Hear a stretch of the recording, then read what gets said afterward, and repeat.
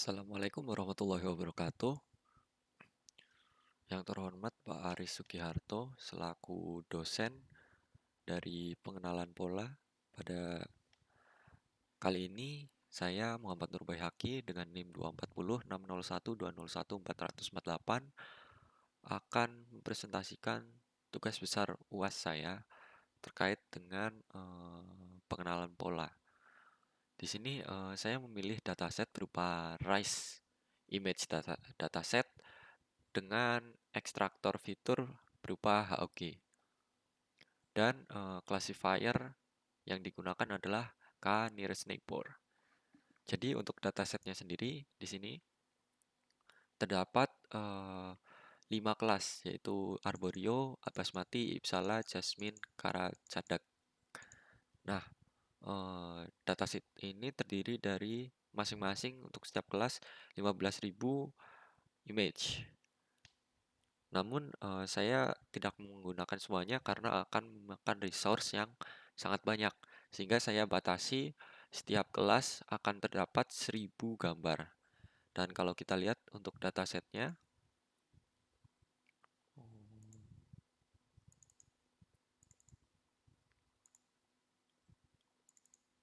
untuk datasetnya sendiri di sini masing-masing itu terdiri dari 250 kali 250 pixel. Untuk gambarnya berukuran 250 kali 250 pixel.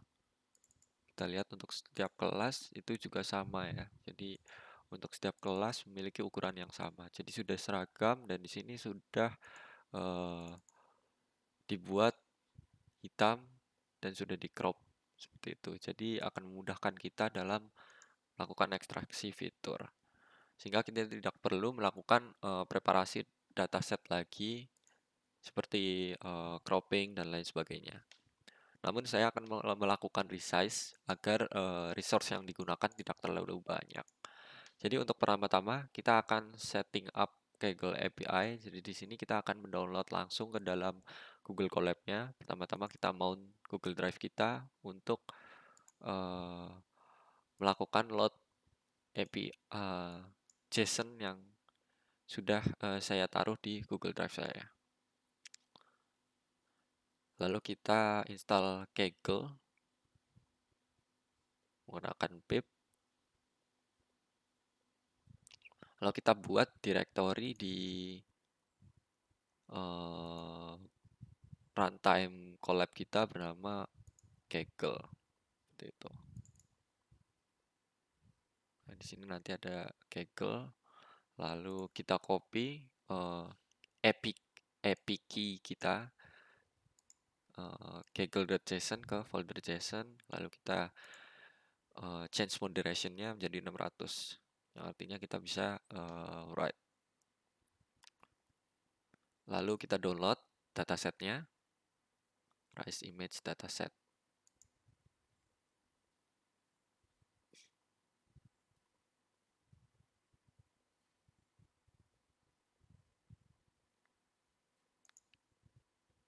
Lalu di sini sudah di-download Rise Image Dataset.zip. Kita akan unzip filenya. Sini terdiri dari banyak sekali gambar. Untuk runtime-nya di sini saya menggunakan runtime CPU dari Google Colab. Lalu di sini akan muncul folder bernama Rise Image Dataset yang berupa folder berisi ekstraksi dari Rise Image Dataset.zip. Lalu kita lihat kalau di dalam filenya di sini ada recitation request. Ini kita tidak perlukan karena nanti kita akan iterasi setiap filenya untuk kelas ya, jumlah kelasnya. Kita delete saja. Kalau kita lihat ini akan terdelete. Lalu kita akan melakukan loading dataset yang sudah kita masukkan ke runtime Colab kita.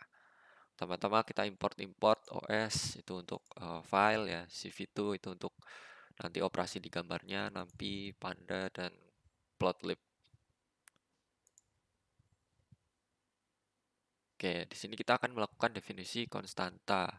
Sini saya aslinya mengambil 2000 data, tapi karena terlalu berat, saya akan menggunakan 1000 data dan saya akan melakukan resize gambar tersebut ke 200 kali 200 agar mengurangi beban komputasi.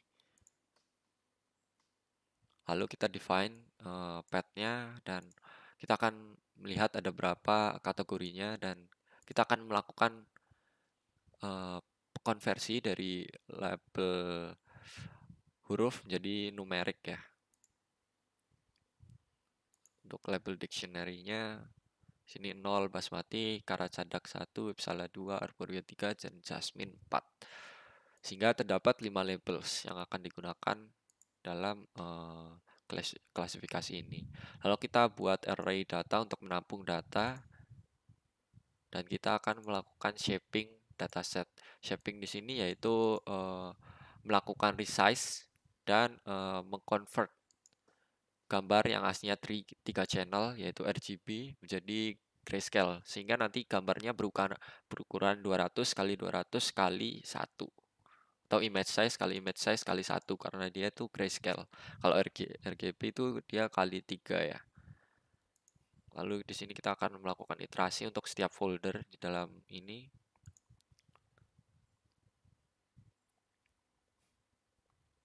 Kita akan tunggu sudah selesai. Lalu di sini kita akan cek apakah ada data yang tidak berukuran 200 kali 200 kali 1.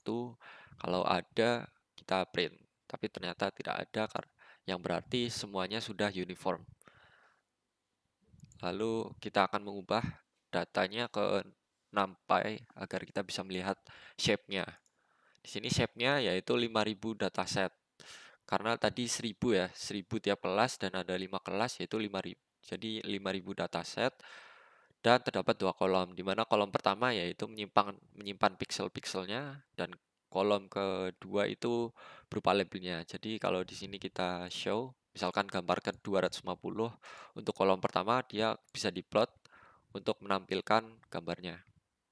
Lalu untuk kolom keduanya dia itu berupa label, karena di sini 0, dia itu berupa basmati ya. Dia ini nasi basmati seperti ini. Lalu kita akan melakukan ekstraksi fitur. Di sini ekstraksi fiturnya menggunakan HOG.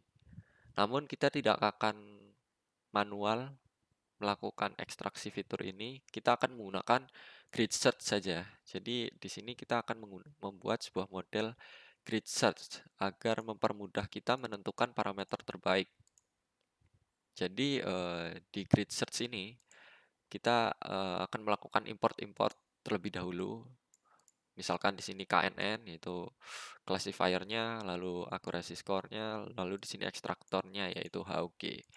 Pertama-tama kita define sebuah array dulu yang menampung X. X itu image-nya dan Y itu labels-nya ya. Nah, di sini untuk setiap data di kolom ke-0 di data NP akan dimasukkan ke X dan labelnya akan dimasukkan ke Y.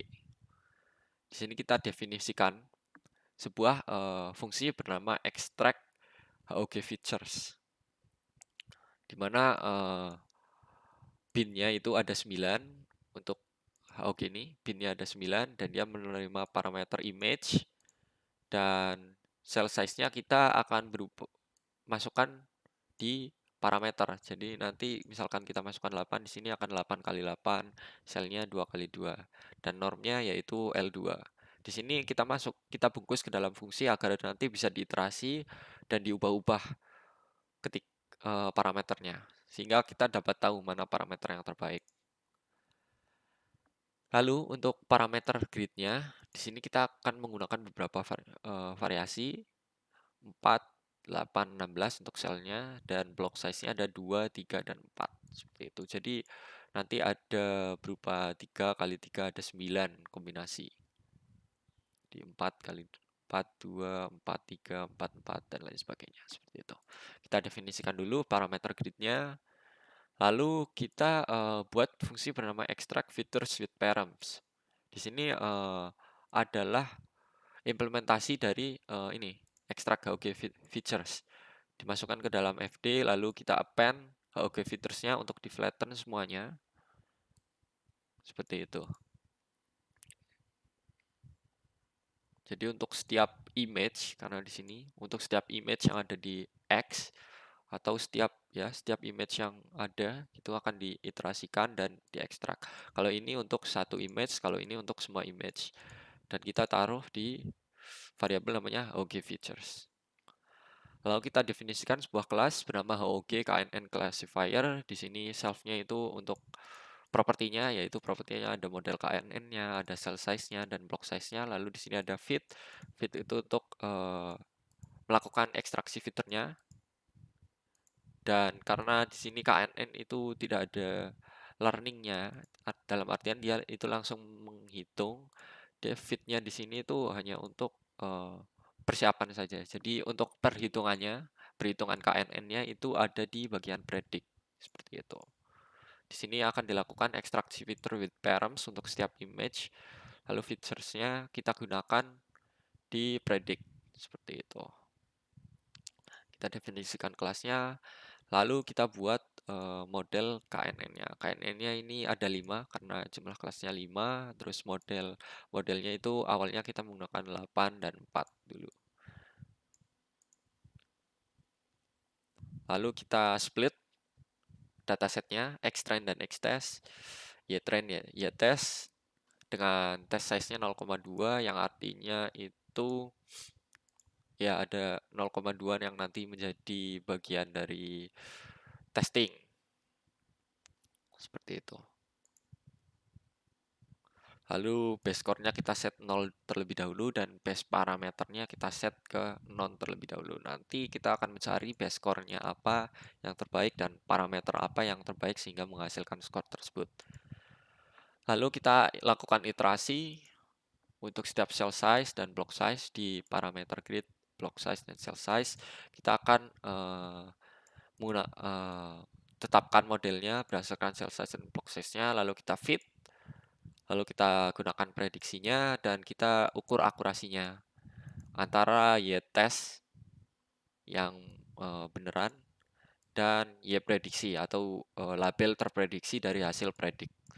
Lalu kita display skornya dan block size-nya berapa, lalu cell size-nya berapa. Jika skor yang sekarang itu lebih besar daripada base score, kita simpan skornya dan kita simpan juga parameter tersebut untuk nanti sebagai acuan kita ya. Jadi kita dapat mencari tahu mana yang terbaik gitu.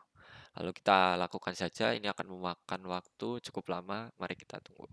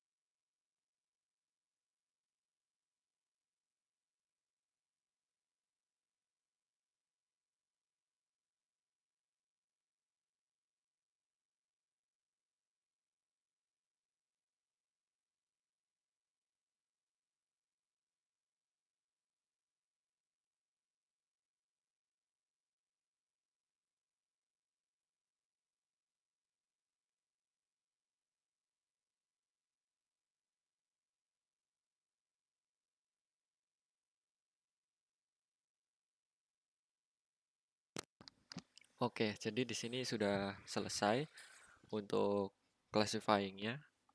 Untuk pencarian parameter terbaiknya di sini didapatkan parameter terbaik dengan skor 0,955 dengan cell size 8, block size 2. Untuk hasil-hasilnya, block size 2 cell 4 menghasilkan 0,94, lalu block size 3 cell size 4 0,93. Kita bisa lihat hasil-hasilnya di sini tidak terlalu ini ya, tidak terlalu signifikan. Maksudnya untuk lompatannya tidak terlalu jauh dan di sini kita bisa lihat untuk bedanya itu hanya 0,01 ya.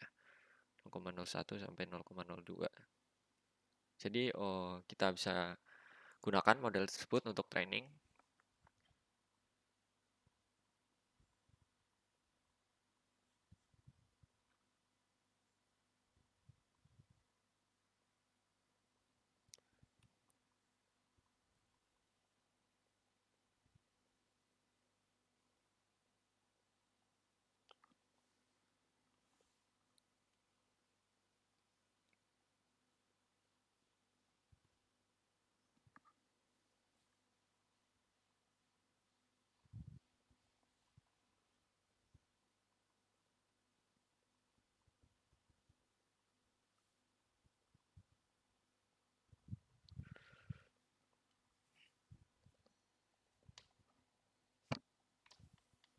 Dan di sini kita sudah melakukan training dengan menggunakan base parameter yaitu cell size 8 dan block size 2. Untuk matriksnya sendiri kita di sini menggunakan confusion matrix. Jadi untuk hasil dengan model ini kita bisa lihat untuk label ke 0 terdapat 209 true positif dan 7 itu yang salah. Dia terprediksi sebagai 4 dan untuk kelas ke-1 186 benar dan 4-nya itu terprediksi sebagai label ketiga. Untuk label kedua 188 benar, 3 terprediksi sebagai label 3 dan 1 terprediksi sebagai label 4. 192 untuk label 3 itu benar, 17 itu terprediksi sebagai label 1 dan 1 itu terprediksi sebagai label 4. Untuk label keempat 180 itu benar dan masing-masing 1 untuk label 2 dan 3 terprediksi salah dan 10 terprediksi untuk label 0 seperti itu. Lalu kita akan melihat jumlah fiturnya yang dihasilkan dari kombinasi parameter ini. Kita bisa cek di sini dihasilkan untuk misalkan untuk gambar kedua kita juga bisa ganti untuk gambar ketiga, maka hasilnya juga nanti sama 2736. Misalkan kita ganti gambar ketiga tetap sama 2736 untuk parameter 8 tadi cell size-nya dan block size-nya 2 menghasilkan 20.736 fitur untuk setiap image-nya. Lalu kita bisa jelaskan mengapa hal ini bisa terjadi. Yang pertama kita punya orientations atau bin itu sebanyak 9. Dan untuk pixel per cell-nya kita menggunakan 8,8 dan block size-nya 2,2. Block normalization-nya L2 norm, ukuran gambarnya 200 kali 200 pixel. Nah, setiap sel ini berukuran 8 kali 8 pixel.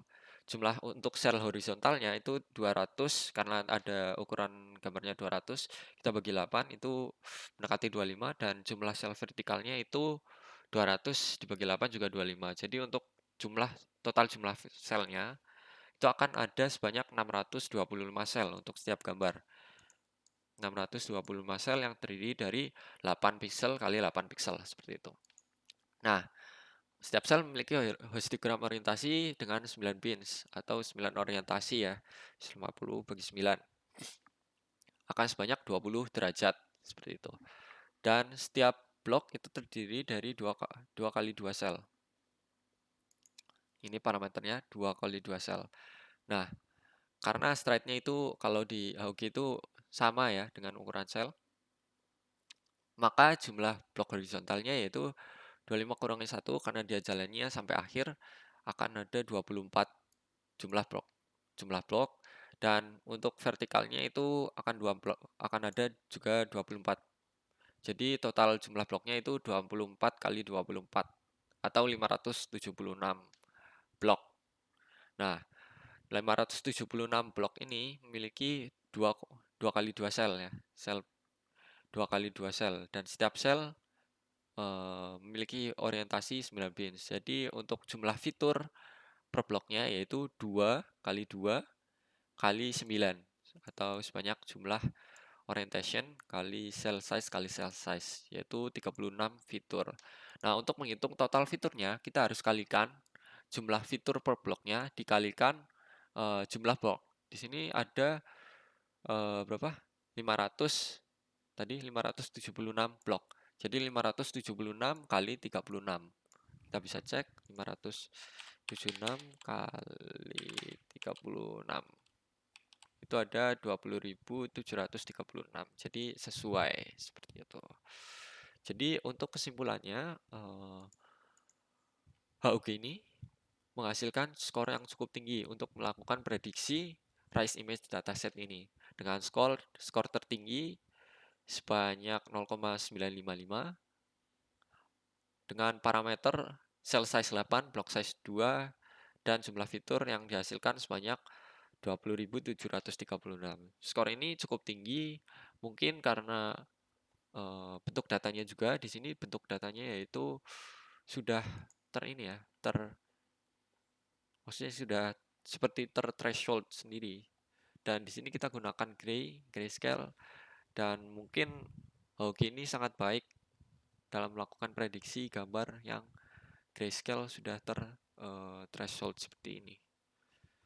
Untuk kelasnya kita juga bisa lihat untuk setiap kelas itu sudah bagus ya untuk distribusinya, jadi tidak ada kelas yang terlalu baik atau untuk performa prediksinya, dan juga tidak ada yang terlalu buruk. Jadi untuk skor ini sudah baik seperti itu. 0,95 itu sudah cukup baik dalam melakukan prediksi Rise Image Dataset. Jadi kesimpulannya untuk kombinasi classifier KNN dikombinasikan dengan HOG ini memiliki performa yang sangat baik dalam melakukan prediksi Rise Image Dataset yang multi class seperti itu. Mungkin cukup sekian presentasi dari saya. Mohon maaf apabila ada kesalahan dalam penjelasan saya. Assalamualaikum warahmatullahi wabarakatuh.